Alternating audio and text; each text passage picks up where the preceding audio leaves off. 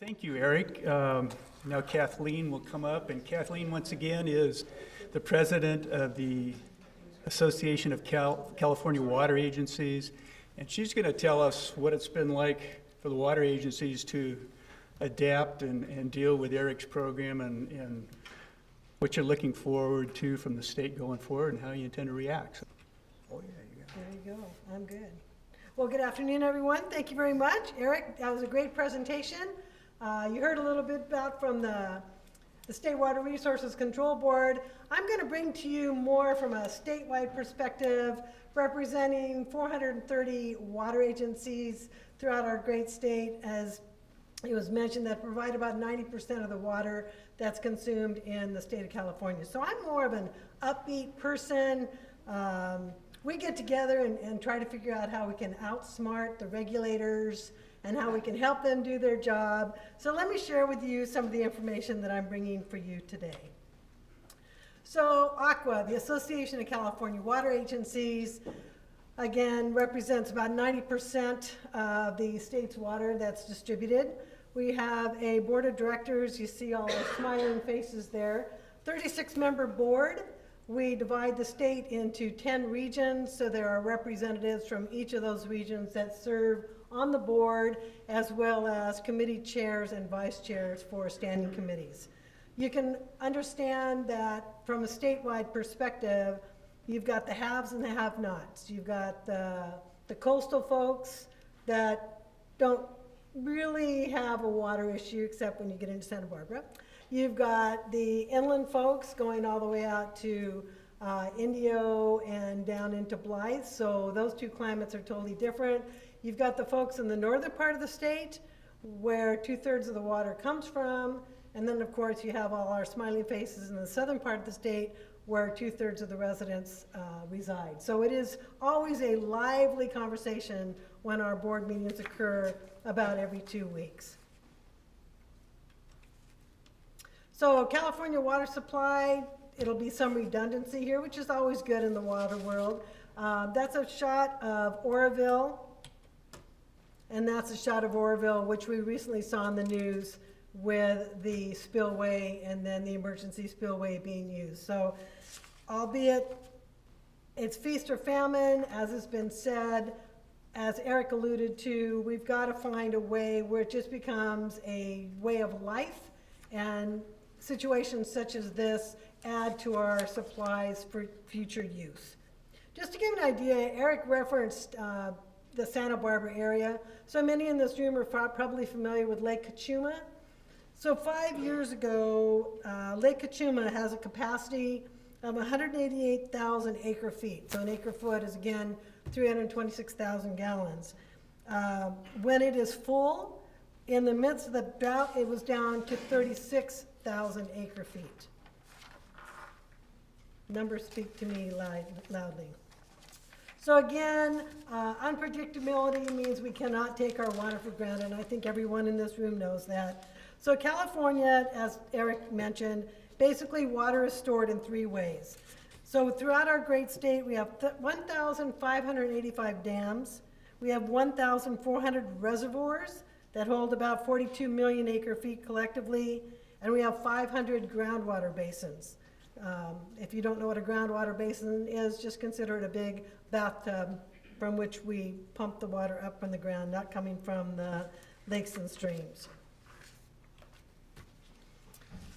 California agencies are not waiting to see what has happened or what is going to happen. So as was mentioned on the first slide up here, your local water agencies out here, Desert Water, Coachella Valley, Mission Springs, Indio, do an outstanding job in using their resources and planning for the future, which is why when you go to your tap, you turn that handle, you've got water coming through there.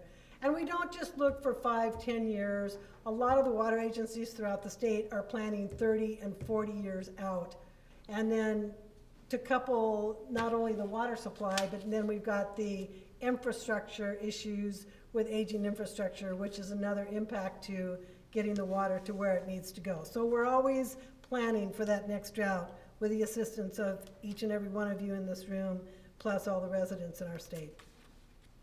So as Eric alluded to, there were state-imposed mandates, conservation targets. Cucamonga Valley Water District, we were one of the lucky ones that had 36% imposed on us.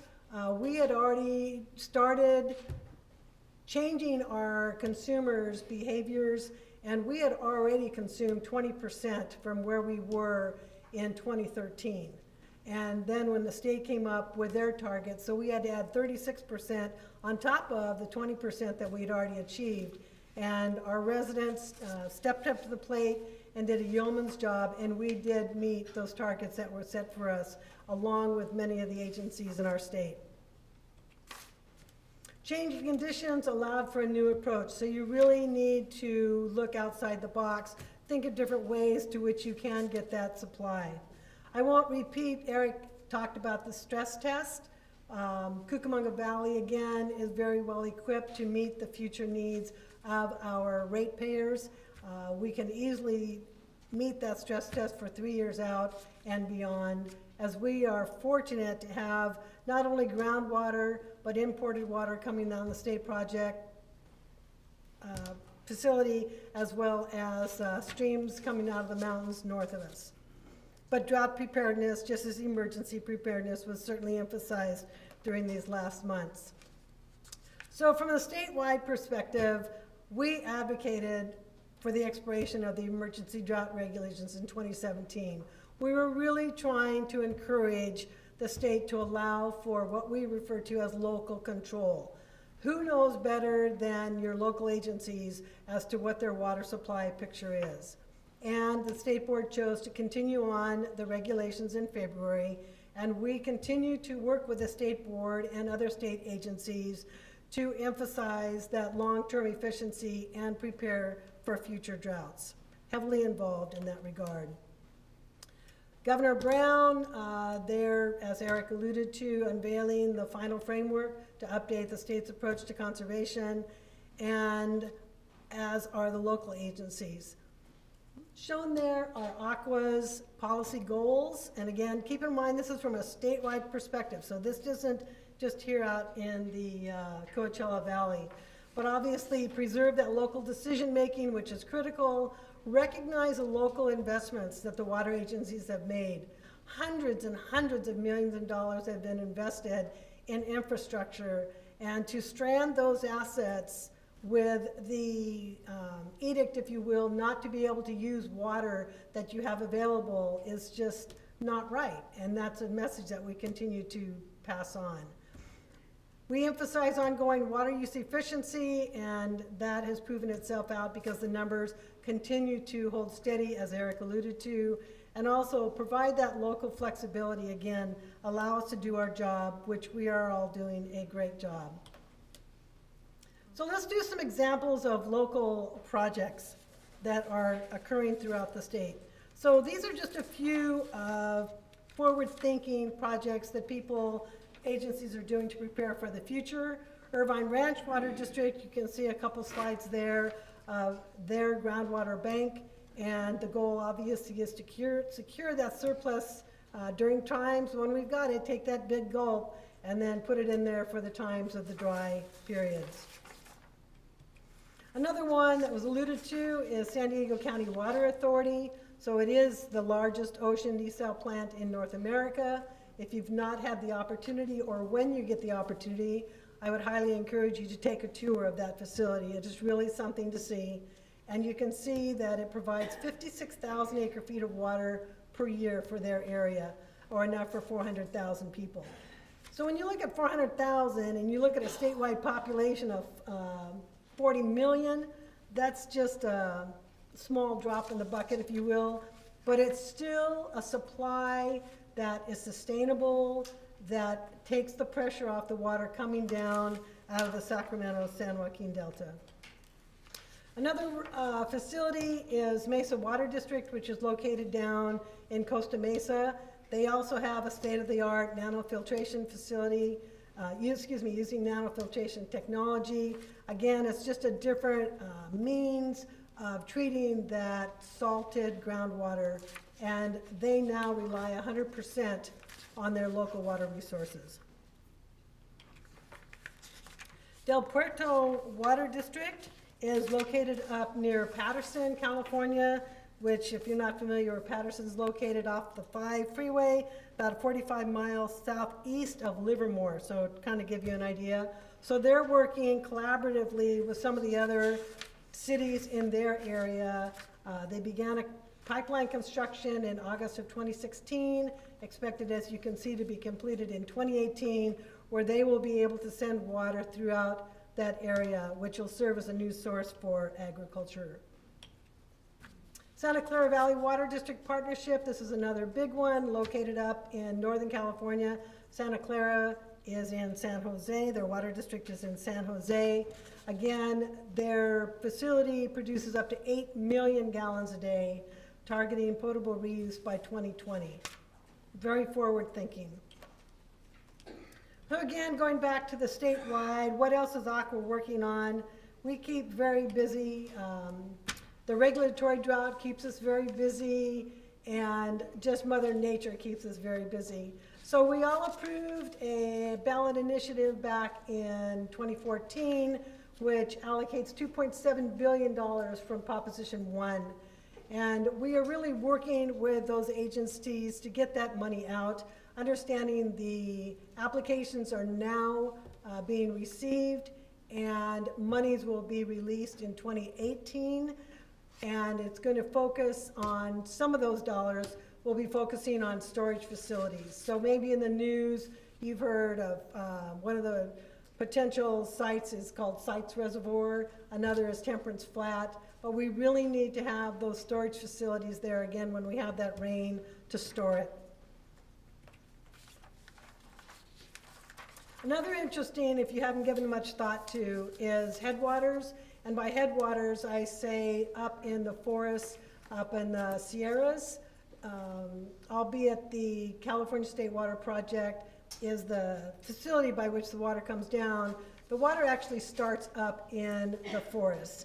And you've heard over the years the fires that have taken place, devastating to the water supply. When you've got the snow and all up there, and then you have these just tremendously hot fires that come through and just destroy. They're so hot that they're destroying the chemical makeup of the ground, turning it into silt. And as you know, gravity has an impact when things start to melt, which then gets into water supply, gets into hydroelectric facility, and causes all sorts of havoc. So there is a group that has gotten together called CAFWA, and it consists of ACWA, the California Farm Bureau Federation, California Forestry, Rural County Representatives of California, also known as RCRC, and the Nature Conservancy, to better direct the future of land management decisions, and also working with the federal government so those dollars that have been allocated to sustain and repair our forests are not having to be used to fight those fires. Big, big issue here. Drinking water solutions for disadvantaged communities, also another big topic and an area that the state is looking heavily. During the drought, there were some areas in East Porterville that unfortunately their well fields had gone dry and they did not have water, and water was having to be trucked into them. There are other areas that, due to aging infrastructure or possibly the lack of any infrastructure at all, there are communities where they do not have clean drinking water, such as we get to enjoy every day. ACWA now has a task force, and again, we're working with many of the state agencies to make sure that those areas will be receiving clean water in the future through partnering with local water districts in their neighborhood. And I'm keeping it short and sweet so we can hear about subsidence. But again, I would just personally like to thank each and every one of you for all that you do, and also the agencies that are represented in this audience. Could you just raise your hand or stand up if you're from one of the local water agencies? So take a look around. These are the folks that make sure, again, when you turn that tap on, you've got clean water coming through to you. And ACWA stands ready to make sure that local control is a part of the long-term solution for water sustainability. Thank you.